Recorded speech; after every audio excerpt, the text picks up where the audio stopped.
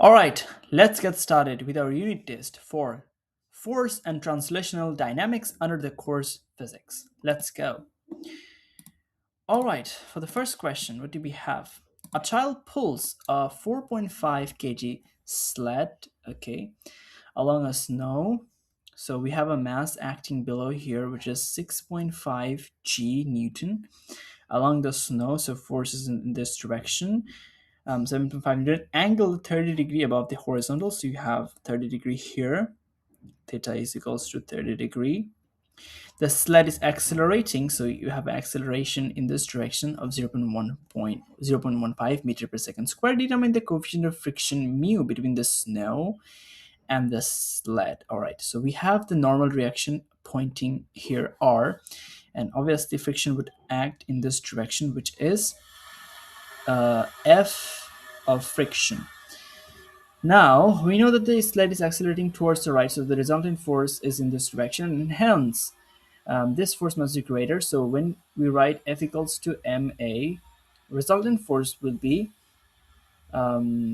basically this force, which is 7 point, so this is 7.5 with the force angled, so this is 7.5 cos 30, and we also have this added to the normal reaction force, so this is 7.5 sine 30.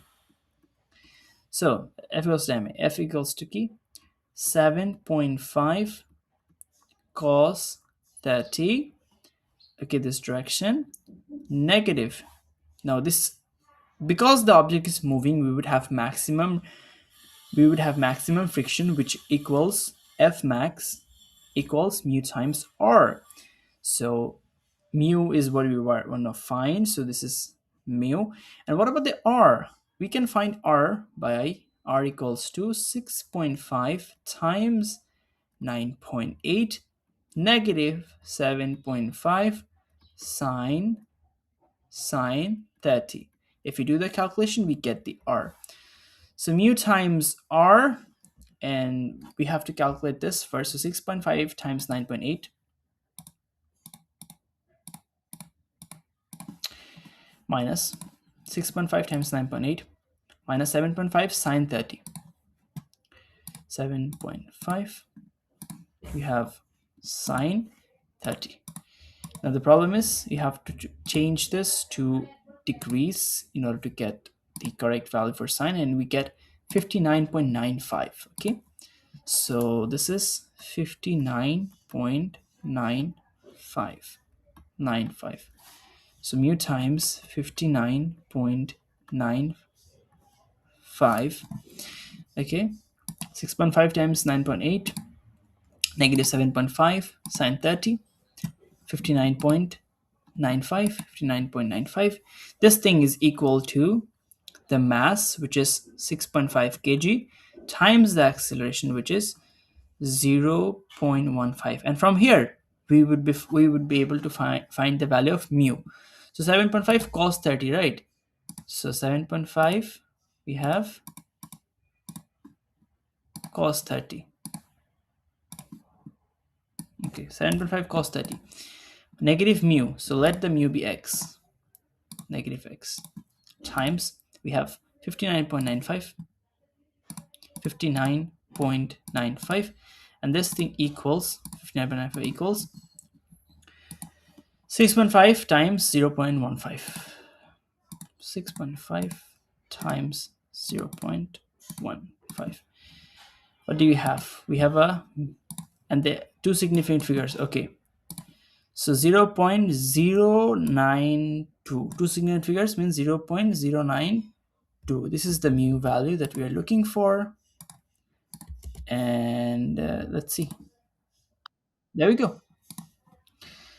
A person stands in an elevator that is moving downwards. All right, which of these forces act on the person? Upward force from the elevator cable, upward force from the elevator motor, upward force from the elevator floor. That's correct, because upward force from the elevator cable is not on the person, and definitely not the motor. Downward force from the earth, obviously, it's acting always at all objects, so this is correct. And upward force on the elevated floor, because the person is only standing. Other forces, like these forces, are contact forces. So if the person does not have any contact with these, how can they have an force, right? The person is only contact with the floor, and hence we can have, the upward force. But the earth force is not a contact force; it's a non-contact force, so it can act independently. So that's why we select C and D. Okay. All right. Block A of mass MA is on a frictionless horizontal surface. It's connected to a spring of constant K, and that is attached to a wall. Block A is also connected to a hanging block B of mass MG mass MB by a string that passes over a pulley. The system is at rest. All right, so left equals right. The resultant force is 0. The spring is stretched by an amount del x compared to its equilibrium length, which expression is equal to the mass of mg, assuming an idle spring, idle pulley, and idle string. Well, idle spring is just a spring that has negligible mass and exerts a force that is proportional to change in its length as measured from its relaxed length. An idle pulley has negligible mass and rotates about an axis to its center of mass with negligible friction. And lastly, the idle string, well, it is an negligible mass. It has a negligible mass and does not stretch when under tension. The tension is the same at all points within the string. Because the entire system is, at rest, we know that the tension must equal the weight of this block, which is mg, or to be specific, m of b times g. This would be equivalent to the leftward force that we are getting on from the spring. So um, that we are getting from the spring on the this block. So we know that F equals to K times X being the extension, okay, or the del X. So this thing must equals K times del X.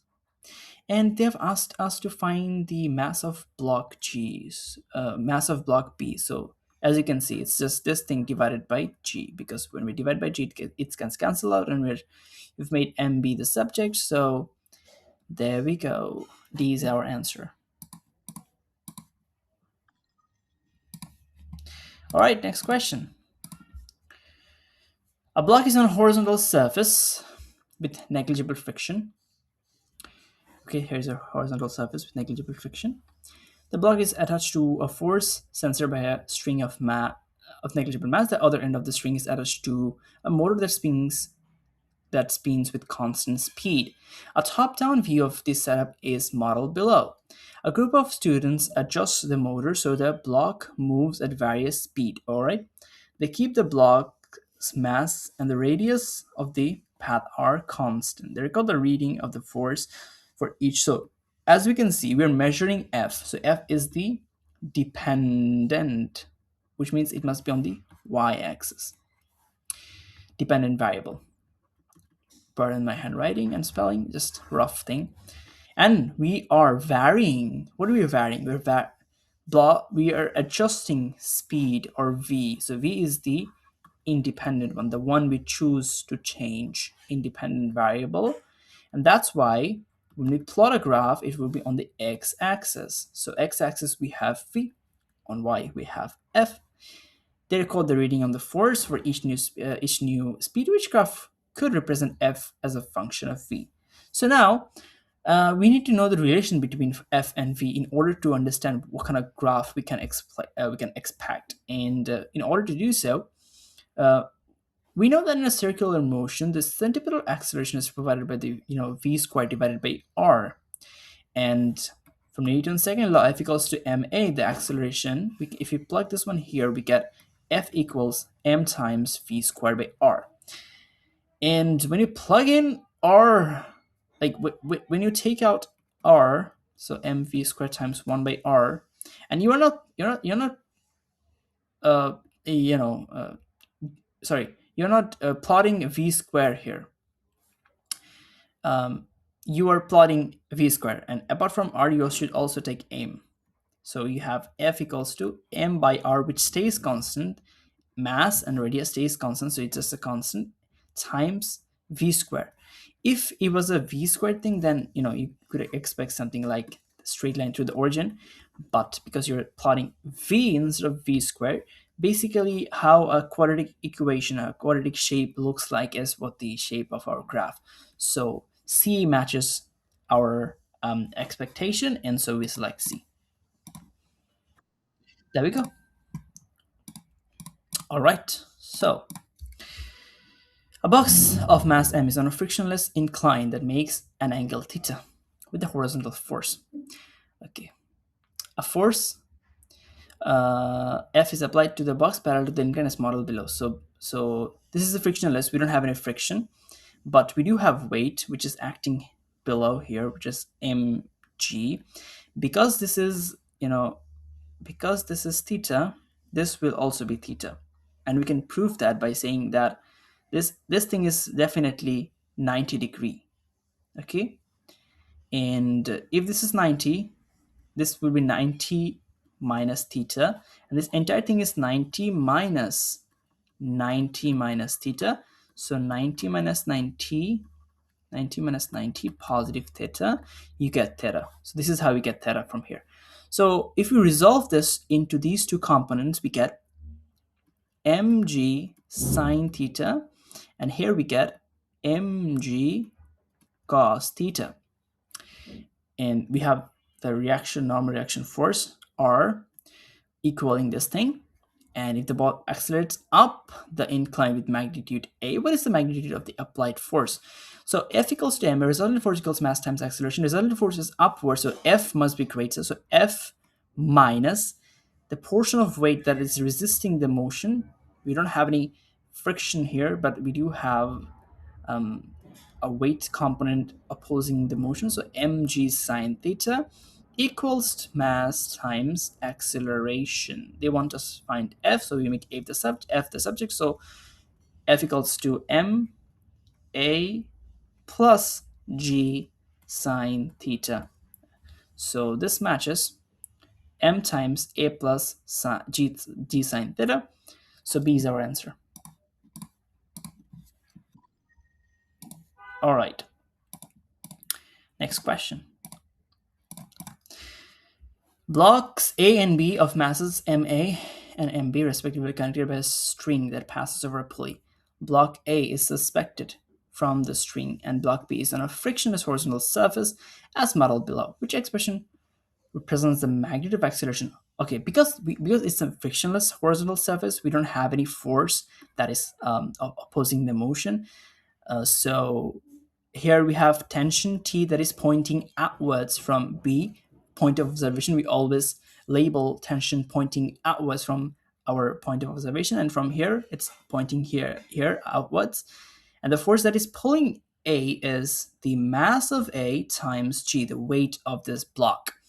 Now acceleration would definitely be in this direction, and if we apply the F equals to ma Newton's second law on block A,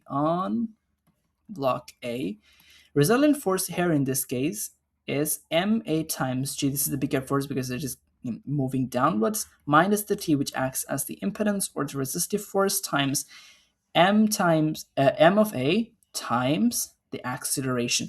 Now because both of these blocks are connected by a same string, they essentially perform or essentially work within a same system, and hence they have the same acceleration. So we can write this as the same symbol. So let's say that is A, and we can make T subject from here because we want to find A. So if we make T subject, we get positive m times A equals to T. So this thing is positive. It becomes it becomes negative here, negative, because this thing is positive, and this negative becomes positive here. So this is what we get. So, and regarding the block B, the only force is T. So F equals to ma. If we apply this, T is the only resultant force equals mass of B times acceleration. Now, this we have the same tension, so we can equate them. We can make them equal and write that, hey, mb times A equals mag negative ma times A. and they want us to find the magnitude of the acceleration. So we make A the subject. So what we can do is mb times A positive ma times A equals mag, and if we make A the subject, we have mv plus ma equals mag, and for A we have mag time over mb plus ma. So mag matches this, and so does the denominator. So B is our answer for this question. Moving on. So during lift off, an astronaut experiences a maximum acceleration of 30 meters per second squared. Suppose the astronaut modeled below has a mass of 65 kg. What is the approximate magnitude of the normal force exerted on the astronaut by the seat during the maximum acceleration? Assume the surface of the seat is parallel to the Earth's surface. So we have a force acting in this direction, which is the weight, which is 65 g Newton, and we have a normal reaction, which is r. The maximum relation is this, and what is the approximate magnitude? Well, F equals to ma, r minus 65 times 9.8 equals to mass, which is 65, times the acceleration, which is 30. So r would be 65 times 9.8,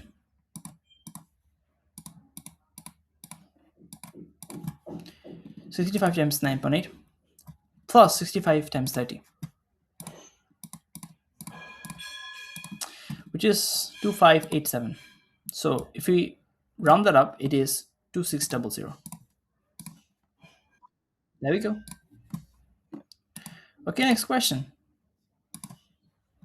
Which free body diagram correctly models the forces acting on the ball when it is at the location shown in the diagram? Assume air resistance is negligible.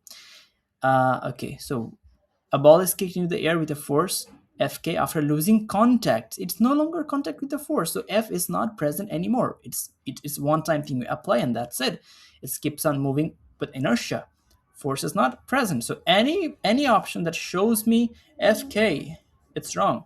So A and D wrong because it lost contact. If it was still in contact, so we would have considered that, but it is not.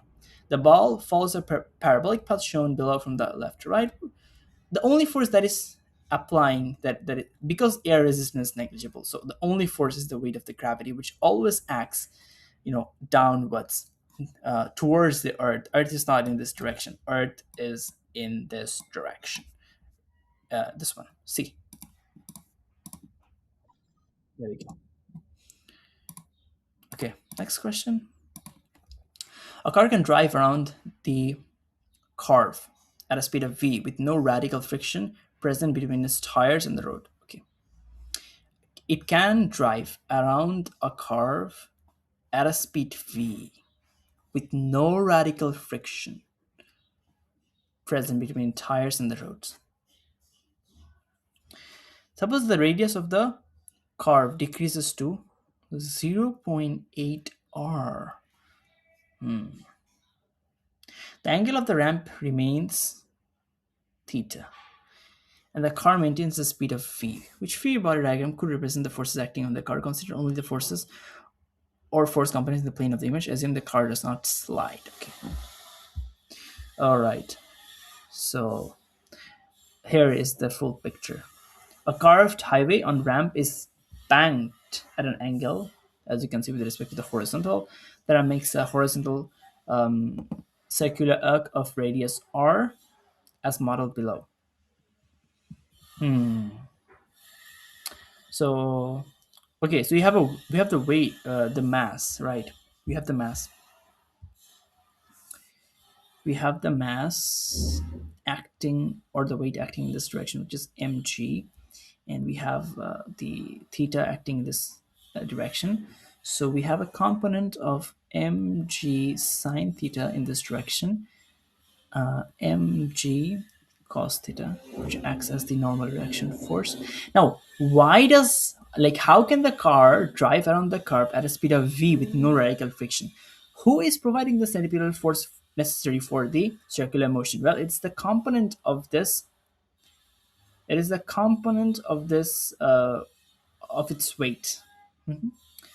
Component of its weight is what acting as the that is being resolved, as you can see, mg sine theta. This thing is acting as the centripetal force, so that's why we don't need any friction between that. Now the radius of the car decreases, so radius of the curve decreases to, like, the car moves a bit, um, a bit closer. So let's say this is the shape, okay, something like this.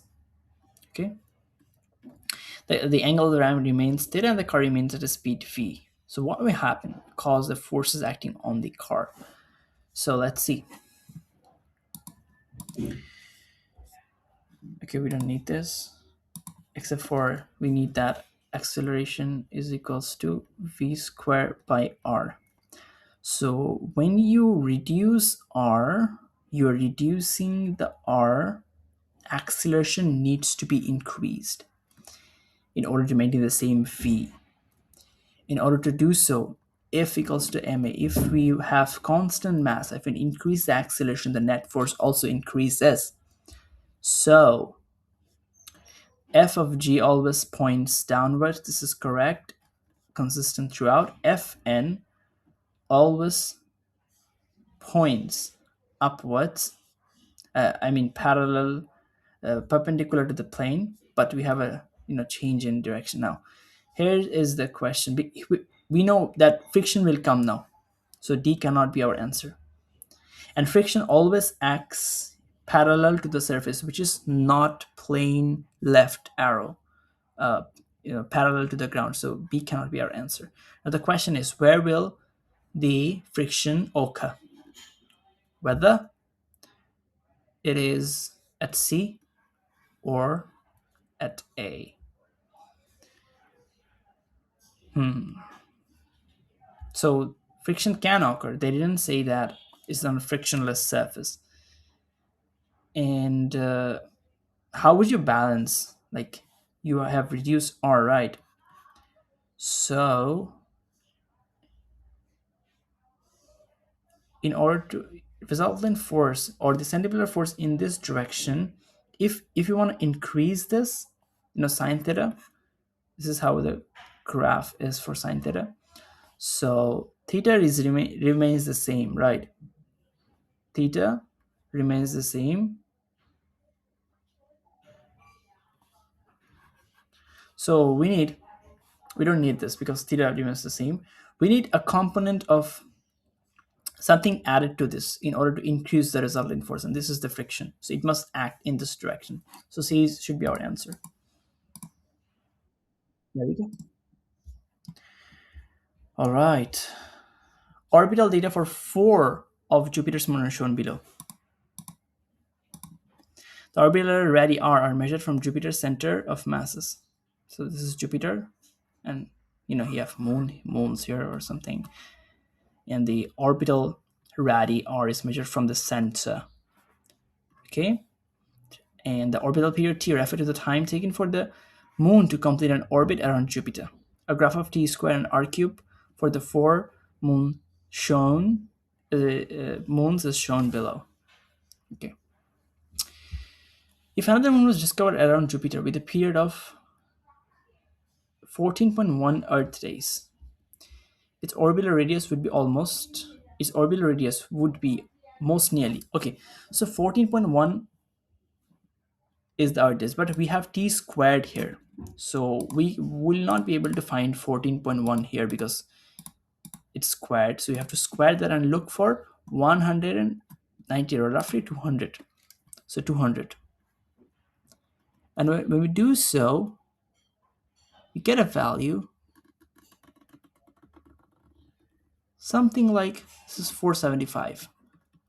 Yeah, we get a value of 475, and this is times 10 to the power 16.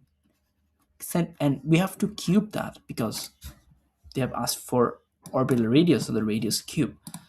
So cube root, and cube root is the same thing as to the power of 1 divided by 3. So we have 475 times.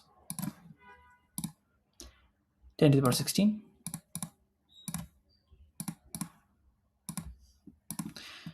And this is the answer, but we have to round it up to three significant figures. If we do so, what do we see? It's 168, and then we have four zeros. But yeah, 168 and we have four zeros. So this is our answer, D. There we go. Okay, moving on. The graph below shows the magnitude of gravitational force two objects exerts. Okay, so one object, two object shows the magnitude of gravitational force Fg. Two objects exist on each other as a function of distance between their center. Okay, so the more away you are, as you can see, that as the discrete R increases, the Fg decreases. Okay, when they're separated by R naught, they exert a force on F naught, as you can see here, it's shown here. Complete the R or Fg pairs to show the correct force magnitude when the separation is double, triple, and quadrant. So, what happens when you double that? As you can see, it gets reduced by 1, 2, 3, 1, 2, 3, 1, 2, 3, 1. Okay, so this is 1, 2, 3, 4. What happens when you double it? It's got reduced to the by amount of 2 square, which is 4. So 2r you have 1 by 4. For 3 it would be 1 third squared, 1 by 9. For 4 it would be 1/16th, because we know that you have F, or the centripetal force, sorry, the gravitational force is inversely proportional to the square of the distance between them, separation distance. This is the reason. Okay. Two objects A and B are hanging in top of a vacuum chamber on Earth. Okay, vacuum chamber, hanging, A, B. Two objects. Top of the vacuum chamber on Earth. A is less massive than B, so B is more massive. This is B. Okay, this is B. A is less massive than B. The air is removed from the chamber, and A and B are dropped from the same height. Okay, same height. We are dropping this to the ground. Now, which statements are true? The inertial mass of A is less than the inertial mass. This is not true. The mass is different. Inertial mass is not the would be change. But here they have mentioned A is less massive. All right. The gravitational mass of A is less than the gravitational mass of B. The magnitude of A acceleration is less than the magnitude of, no, because it's a vacuum, the acceleration would be the same, which is the acceleration of the Earth, which is g equals to 9.81. And the magnitude of A's acceleration equal, yes, this will be true because we don't have A, and both of them would only experience the gravitational acceleration. Now, regarding the gravitational mass of A is less than the gravitational mass of B. So, whether this is true or not, ma, gravitational mass of A, is less than the gravitational mass of B. This is true. Same for inertia. But here in this case, we won't have any inertia. Like, this thing is not applicable in this case. This is true generally. But here specifically, it's not relevant because it's not making a difference. Only the gravitational force is what applying in this case. So I'll go for B and D. Okay, so A is also correct. Yeah, A is correct, but it was not relevant. This is what I thought. So which statements are true? Yeah, this is generally true, but not relevant. That's why I didn't select. But it's correct though. NASA is currently working toward the goal of sending humans to Mars, where the surface gravitational field strength is 3.7 Newton per kg. Suppose an astronaut training for a mission to Mars waits, okay, on Earth. So mg equals 712 So this is the mu m equals to 712 divided by 9.8. This is his mass or her mass. Suppose an astronaut training for a mission to Mars weights testing on Earth. How much would the astronaut weigh on the surface of the Mars, which is 712 divided by 9.8. 712 divided by 9.8. This is the mass. 9.8, not 98.